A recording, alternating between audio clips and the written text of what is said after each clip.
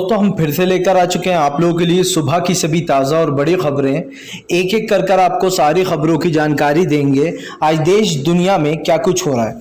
दरअसल दोस्तों सबसे पहली जो बिग ब्रेकिंग निकल आ रही है आपको बता दो तो किसान नेता राकेश टिकैत की सरकार को चेतावनी, बोले सरकार जल्द से जल्द कार्रवाई कर ले वरना अगर किसान कार्रवाई पे आया तो सरकार का बहुत नुकसान हो जाएगा। इसके बारे में आपको विस्तार से बताएंगे।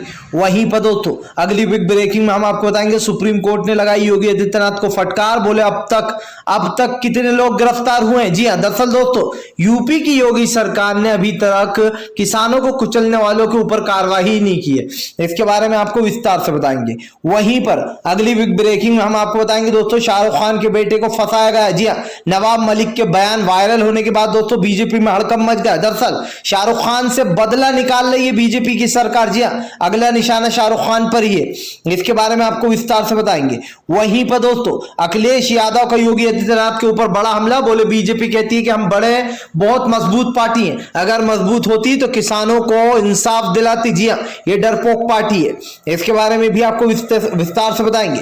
वहीं पर दोस्तों वरुण गांधी की मां दोस्तों हुई बागी। जी आपको बता दें भाजपा के खिलाफ ही खोल दिया है मोर्चा, बोले फिलहाल किसानों को मारने से या रोंदने से किसान डरने वाले नहीं हैं। जी हां, इसके बारे में भी आपको विस्तार से बताएंगे। वहीं पर दोस्तों अगली बिग ब्रेकिंग में हम आपको बताएंगे। जी हां, दरअसल दोस्तों आपको बता दें टीएमसी ने दिया भारतीय जनता पार्टी को एक और बड़ा झटका। आपको बता दो दोस्तों मीर गोस्वामी ने अब जो है यहां पर जल्दी टीएमसी में शामिल होंगे। भाजपा को बड़ा झटका लग गया है। इसके बारे में भी आपको विस्तार से बताएंगे। वहीं पर दोस्तों पंजाब के सीएम चन्नी पर केजरीवाल का बड़ा हमला, बोले कपड़ों की बात छोड़ो, जी हां विकास की बात करो, क्या वादे पूरे किए। इसके बारे में भी आपको विस्तार से बताएंगे। वहीं पर दोस्तों अगली बिग ब्रेकिंग में हम आपको बताएंगे। जी हां, शिवसेना ने कहा कि फिलहाल इंदिरा गांधी की छवि दिखती है प्रियंका गांधी में। जी हां, ईंट से ईंट बजा डाली यूपी की योगी सरकार की। इसके बारे में भी आपको विस्तार से बताएंगे। वहीं पर दोस्तों अगली बिग ब्रेकिंग में हम आपको बताएंगे इस बार गुजरात में होगी कांग्रेस की सरकार। जी हां दोस्तों, कन्हैया कुमार के साथ कांग्रेस की सदस्यता लेने वाले जिग्नेश ने कहीं बड़ी बातें, बोले कांग्रेस ही है जो बीजेपी को हरा सकती है क्योंकि कांग्रेस के पास ही सबसे ज्यादा नेता और विधायक है। इसके बारे में भी आपको विस्तार से बताएंगे।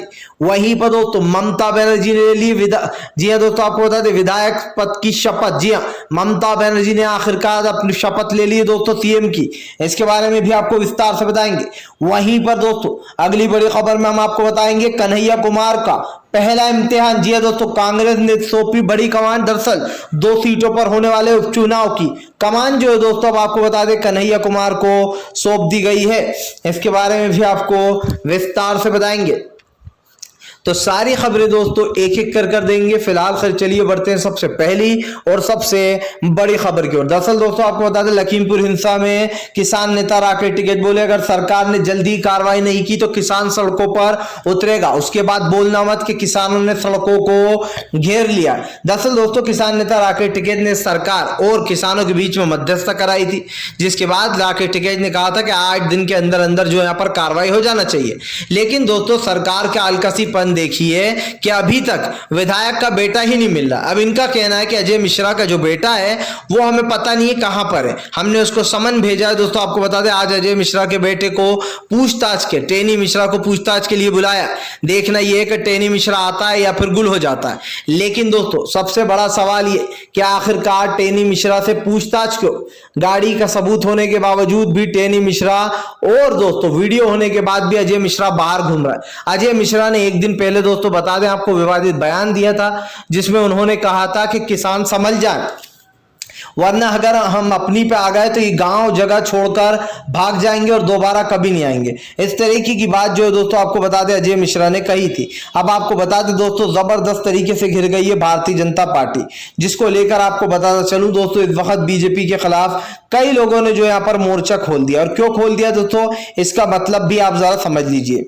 दरअसल राकेश टिकैत ने साफ कहा था कि अगर 7वें दिन से 8वां दिन होगा तो राकेश टिकैत सरकार के खिलाफ विरोध शुरू कर देंगे। अब दोस्तों ना अभी तक टेनी मिश्रा को पकड़ा है, भले ही उसको दोस्तों समन भेजा, आज इसको पूछताछ के लिए बुलाया है, लेकिन गिरफ्तारी एक भी नहीं हुई है। ये क्या शर्म की बात नहीं है दोस्तों कि जिन लोगों ने किसानों को कुचला, जिन लोगों का वीडियो सामने है कि कैसे किसानों को ललकार रहे हैं, जानबूझकर दंगा भड़काने की कोशिश कर रहे हैं, वो लोग अभी भी बाहर घूम रहे हैं। इससे ज्यादा शर्म की बात और क्या हो सकती है कि जो लोग अपने आप को सबसे बड़ी पार्टी कहते हैं, उन लोग के राज में कोई भी कानून दोस्तों व्यवस्था नहीं बनी हुई है फिलहाल। खैर चलिए हम बढ़ते हैं दोस्तों एक और अगली एक ब्रेकिंग की तरफ। बता दोस्तों अगली जो बड़ी खबर निकल कर आ रही है, आपको बता दोस्तों ममता बनर्जी ने दिया भारतीय जनता पार्टी को एक और बड़ा झटका, बीजेपी बिलबिलाने लगी। दरअसल दोस्तों जब से जो है यहाँ पर टीएमसी के सामने बीजेपी की करारी हार हुई है, उसके बाद से ही बीजेपी के जो है लुटिया डूबने लगी है। आपको बता दें दोस्तों, पहले तो ममता बनर्जी ने भारी बहुमत 58,000 वोटों के साथ चुनाव जीतकर यह बता दिया कि टीएमसी के सामने बीजेपी कुछ भी नहीं है। उसी के बाद दोस्तों अब आपको बता दें कि यहां पर टीएमसी में फिर से एक बार जो है यहां पर बीजेपी की सदस्यता लेने वाले मिहिर गोस्वामी जो है दोस्तों अब वो टीएमसी में शामिल होने वाले हैं। दरअसल आपको बता दें दोस्तों कि टीएमसी के कार्यकर्ताओं से मिहिर गोस्वामी ने हाल ही में मुलाकात की। बताया जा रहा है कि अभिषेक बनर्जी जल्दी ही टीएमसी में वापस से मिहिर गोस्वामी को शामिल करने वाले। आपको बता दें दोस्तों मिहिर गोस्वामी उन्हीं नेताओं में से हैं जिन्होंने टीएमसी का दामन छोड़कर बीजेपी का हाथ थाम लिया था, लेकिन जब वो लोग बीजेपी में गए तो उनको पता लग गया कि फिलहाल बीजेपी की क्या औकात है और बीजेपी इस वक्त किस स्थिति में है। बंगाल में साफ दिखाई दे रहा है दोस्तों कि फिलहाल इस वक्त जो बंगाल में राजनीति कर रही है सरकार, इसका विरोध किया जा रहा है। न सिर्फ बंगाल में दोस्तों बल्कि भारतीय जनता पार्टी को एक बड़ा झटका इसलिए भी लग गया है क्योंकि इस वक्त हम और आप एक चीज तय कर चुके हैं कि फिलहाल इस वक्त बीजेपी जिस तरीके से राजनीति कर रही है दोस्तों, और खास कर जो इनकी सदस्यता दिलाने की बात है, उससे ये साफ हो जाता है कि बीजेपी दोस्तों अपनी वाणी पर सच नहीं बैठ रही है। यानी कि जो बीजेपी ने बड़े बड़े दावे किए थे दोस्तों वो पूरी तरीके से फेल हो चुके हैं, क्योंकि टीएमसी ममता बनर्जी ने पहले ही कह दिया था कि बीजेपी हमारे सामने टिकने वाली नहीं है। और यकीन मानिए दोस्तों ममता बनर्जी की एक एक बात बिल्कुल सच्ची साबित हो रही है। आज बीजेपी ममता बनर्जी यानी कि टीएमसी के सामने टिक भी नहीं पा रही है फिलहाल। खैर चलिए हम बढ़ते हैं दोस्तों एक और अगली बिग ब्रेकिंग की तरफ। बता दोस्तों सुप्रीम कोर्ट की योगी आदित्यनाथ को फटकार, बोले अब तक लखीमपुरी हिंसा में कितनों को गिरफ्तार किया। जब योगी से ये सवाल पूछा गया दोस्तों तो योगी सरकार ने हाथ खड़े कर दिए, बोले 2 लोगों को वो अभी जो गिरफ्तार किया, बाकी से पूछताछ कर रहे हैं। सोचिए दोस्तों जो मुख्य आरोपी हैं वो आराम से बाहर घूम रहे हैं, कोई परेशानी नहीं, आराम से, न चेहरे पर आपको शिकंत दिखाई देगी, आराम से अजय मिश्रा घूमते फिर रहे हैं गृह मंत्री अमित शाह से मिलने के बाद। सबसे बड़ा सवाल ये दोस्तों कि सुप्रीम कोर्ट ने इसमें दखल देकर ये साफ कहा है कि फिलहाल आपने अब तक गिरफ्तारियां क्यों नहीं की हैं। लोग जो है आरोपी जो है वो आराम से बाहर घूम रहे हैं और आपने अभी तक इस पर कोई कार्रवाई नहीं की है। हमारे सामने संज्ञान लेना बहुत जरूरी है। सुप्रीम कोर्ट ने कहा कि फिलहाल इस पर गिरफ्तारी हो और जल्द से जल्द उन लोगों को गिरफ्तार किया जाए जिन्होंने ये हिंसा फैलाई है। सुप्रीम कोर्ट ने दोस्तों ये तक कहा कि ये बहुत ही दुखद है, और ये इसलिए दुखद है दोस्तों क्योंकि इस वक्त जो देश के हालात हैं वो आप और हम अच्छे से देख रहे हैं। देश की स्थिति क्या बन चुकी है दोस्तों ये आप भी अच्छे से जानते हैं और मैं भी अच्छे से जानता हूं।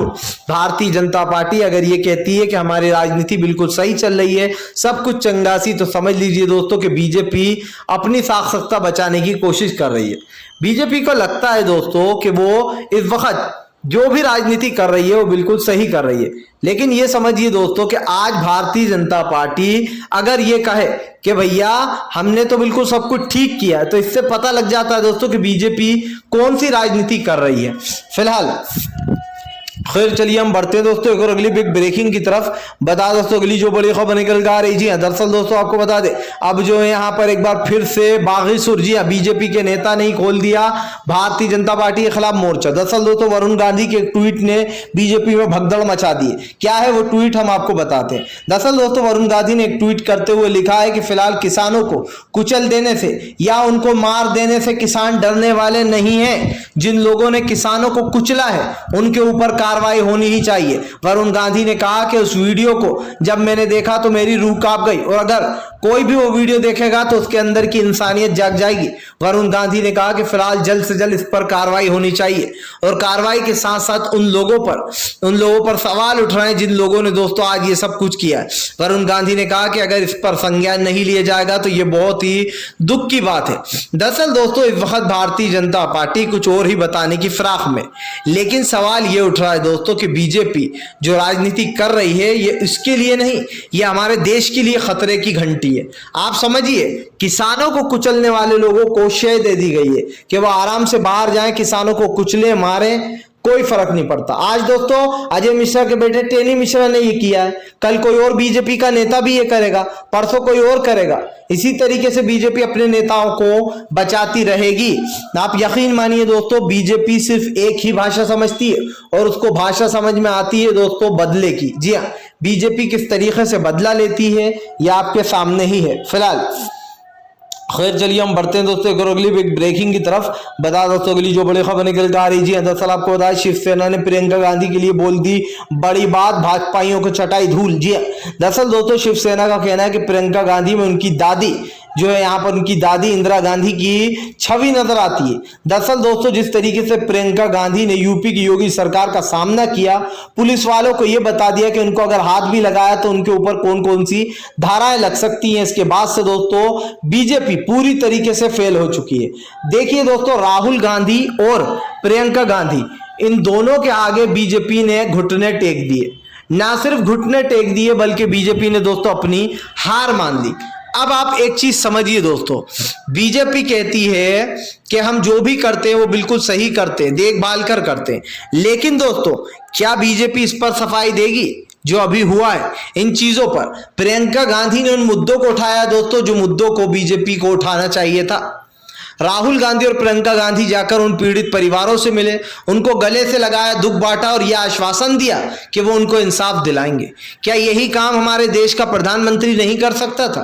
क्या देश का प्रधानमंत्री वहां जाकर उन किसानों को गले लगाकर ये नहीं कह सकता था कि फिलहाल 8 किसानों की मौत हो गई, मुझे बहुत ही दुख है, मैं आप लोगों के साथ हूं, मैं बीजेपी में इंसाफ दिलाऊंगा। दोस्तों अभी आपको मैं बता दूं, तारक मेहता का उल्टा चश्मा अगर आप देखते होंगे तो उसमें एक दोस्तों एक्टर थे जिनका नाम था नट्टू काका। उनको सीरियल में बोला जाता था। अभी उनकी दोस्तों आपको बता दें उनको कैंसर था, उससे उनकी मौत हो गई। प्रधानमंत्री नरेंद्र मोदी ने 1 मिनट नहीं लगाया और ट्वीट कर डाला। सोचिए दोस्तों, एक नट्टू काका की बीमारी से मौत हो गई कुदरती तरीके से, तो प्रधानमंत्री ने शोक व्यक्त कर दिया, लेकिन यहां 8 किसानों को इनके ही मंत्री ने अपनी गाड़ी के नीचे लेकर कुचल डाला।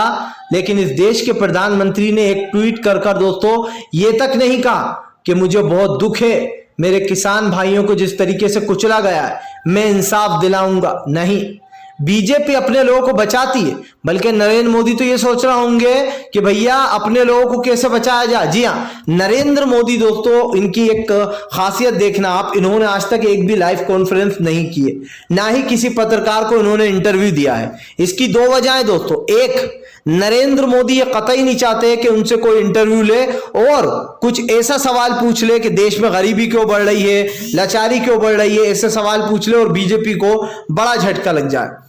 वही दूसरी तरफ दोस्तों बीजेपी एक और चीज नहीं करना चाहती है। बीजेपी नहीं चाहती कि देश दुनिया में उसके इंटरव्यू जाएं और जो लोगों ने सवाल पूछे हैं उन सवालों से इनकी फजीयत हो जाए। नरेंद्र मोदी एक डरपोक प्रधानमंत्री हैं, इस बात को आज आप लिख कर रख लीजिए, क्योंकि मनमोहन सिंह साहब जो थे दोस्तों, वो हर जगह जहां भी जाते थे पत्रकारों को अपने साथ लेकर जाते थे। यहां तक कि जब वो विदेशी दौरे से लौटा करते थे दोस्तों, तब भी पत्रकार उनका जो यहाँ पर इंटरव्यू लिया करते थे और वो अपना एक्सपीरियंस शेयर भी किया करते थे कि आज उनको उस देश में जाकर कैसा लगा, उनको दौरे में जाकर क्या क्या हुआ उनके साथ, और देश के हर सवाल का जवाब दिया। बेसिकली ये कहा जा सकता है कि वो एक बहुत ही हिम्मत वाले प्रधानमंत्री से दोस्तों, मनमोहन सिंह जैसा आज तक न कोई प्रधानमंत्री हुआ है दोस्तों, न कोई होगा। वो पहले ऐसे प्रधानमंत्री थे जिन्होंने जीडीपी को दोस्तों सबसे ऊपर लाकर खड़ा कर दिया था। और यकीन मानिए दोस्तों, मनमोहन सिंह साहब के राज्य में सबसे अच्छा कार्यकाल माना जाता है। जी हाँ, सबसे अच्छा कार्यकाल अगर किसी का उसमें माना जाता है तो वो मनमोहन सिंह साहब ही थे। फिलहाल खैर चलिए हम बढ़ते दोस्तों और अगली ब्रेकिंग की तरफ। बता दोस्तों अगली जो बड़ी खबर निकल कर आ रही, जी हाँ, दरअसल दोस्तों आपको बता दें ममता बनर्जी ने ले ली है दोस्तों, जी हाँ, विधानसभा शपथ ले ली है। दरअसल दोस्तों आपको बता दें सीएम के पद की शपथ दिला दी है धनखड़ ने। हालांकि धनखड़ ने एक दिन पहले कहा था कि वो ऐसा नहीं करेंगे, लेकिन दोस्तों टीएमसी के आगे ओम प्रकाश धनखड़ को भी झुकना पड़ा है। आपको बता दोस्तों ममता बनर्जी ने अपने विधायक पद की शपथ ले ली। शपथ लेते के साथ ही ममता बनर्जी ने बड़ा ऐलान कर दिया कि फिलहाल बंगाल का विकास ही विकास होगा। जी हाँ, भगवादारियों से बंगाल को छुटकारा मिल गया। ममता बनर्जी ने कहा अभी तो सिर्फ शुरुआत हुई है, अभी तो सिर्फ शुरुआत हुई है, अभी तो बंगाल के बाद दिल्ली जीतना बाकी है। और ममता बनर्जी ने कहा जिस दिन दिल्ली जीत जाएंगे उस दिन समझ जाना कि बीजेपी जड़ से खत्म हो गई है, बीजेपी अब नहीं बची है। दरअसल दोस्तों इस वक्त बीजेपी जो राजनीति कर रही है, जगह जगह जो फूट डालो वाली राजनीति हो रही है, इससे साफ दिखाई देता है दोस्तों कि बीजेपी को हर जगह करारी शिकस्त मिल रही है। दरअसल दोस्तों बीजेपी अभी तक भी जो जीती है वो इसलिए जीती है दोस्तों क्योंकि बीजेपी के सामने राहुल गांधी थे। और यकीन मानिए दोस्तों राहुल गांधी की जो कहीं ना कहीं एज जो है, जो उनकी यंग एज है, वो कहीं ना कहीं उनके आड़े आ जाती है। इसी वजह से राहुल गांधी जो है यहां पर दोस्तों अब तक प्रधानमंत्री नहीं बन पाए थे। लेकिन अब जिस तरीके से दोस्तों कांग्रेस नए रवैये के साथ आई है, इससे साफ दिखाई दे रहा है कि बीजेपी को दोस्तों इस वक्त हराने के लिए ममता बनर्जी जैसी मजबूत सीएम की जरूरत है। दोस्तों ये समझ लीजिए कि बीजेपी जो जीतती है इसमें इसका कोई हाथ नहीं है, ये बेईमानी कर जीतती है और थोड़ा बहुत जो है दोस्तों इसके सामने कमजोर पार्टी है, साफ बात यह है। लेकिन यह बात भी झुटलाई नहीं जा सकती कि कांग्रेस पार्टी ही ऐसी है दोस्तों जो बीजेपी को पटक नहीं दे सकती है, क्योंकि कांग्रेस के पास दोस्तों सबसे ज्यादा विधायक हैं और सबसे बड़ी पार्टी कांग्रेस ही है अभी भी। बीजेपी कांग्रेस के बाद आती है अभी भी, क्योंकि दोस्तों कांग्रेस जो है वो बहुत पुरानी पार्टी है, सबसे पहली पार्टी जो थी वो कांग्रेस ही थी। लेकिन अब सवाल यही उठ रहा है कि अब की बार कांग्रेस में सीए प्रधानमंत्री का चेहरा जो लोकसभा 2024 में चुनाव होंगे दोस्तों, उसमें प्रधानमंत्री का चेहरा किसे बनाया जाएगा। और यकीन मानिए दोस्तों जिसे भी प्रधानमंत्री का चेहरा बनाया जाएगा उसके लिए तो भाई बहुत ही फायदे वाला काम होने वाला है, क्योंकि बीजेपी कितना ही कुछ कर ले लेकिन वो दोस्तों सत्ता से बाहर होगी। फिलहाल खैर चलिए हम बढ़ते हैं दोस्तों एक और अगली ब्रेकिंग की तरफ। बता दोस्तों अगली जो बड़ी खबर निकल कर आ रही, शाहरुख खान के बेटे आर्यन खान को फंसाया गया है। जी हाँ, आर्यन खान तो सिर्फ एक बहाना है, शाहरुख खान पर अगला निशाना है। दरअसल दोस्तों आपको बता दें अब शाहरुख खान को फंसाने की साजिश में लग गई है बीजेपी की सरकार। जी हाँ, आपको बता दें दोस्तों बीते दिन जो है यहाँ पर शाहरुख खान को लेकर नवाब मलिक ने बड़ा खुलासा किया, जिसके बाद नवाब मलिक का ये वीडियो सोशल मीडिया पर तेजी से वायरल हो गया और जिसके बाद दोस्तों पूरी फिल्म लोगों के समझ में आ गई कि दरअसल बीजेपी आर्यन खान को और शाहरुख खान को घेरे में क्यों ले रही है। दोस्तों आप ये तो अच्छे से जानते होंगे कि शाहरुख खान के ममता बनर्जी के साथ काफी अच्छे रिलेशन है, ब्रांड एम्बेसडर भी है दोस्तों शाहरुख खान कोलकाता के यानी कि बंगाल के। अब ममता बनर्जी जो है दोस्तों उनका शाहरुख खान के साथ काफी अच्छा रिलेशन है। बीजेपी की किसी पार्टी में शाहरुख खान शामिल नहीं होते क्योंकि वो बीजेपी को सपोर्ट नहीं करते हैं। सलमान खान बीजेपी को सलमान खान सपोर्ट करते हैं दोस्तों, कभी कभी वो नरेंद्र मोदी को बर्थडे जैसे गिफ्ट विश कर देते हैं, उनको गिफ्ट देने चले जाते हैं, मिल लेते हैं। लेकिन दोस्तों शाहरुख खान ये सब कुछ नहीं करते क्योंकि उन्हें बीजेपी पसंद नहीं है, क्लियर सी बात है। ना ही आमिर खान ये सब कुछ करते हैं।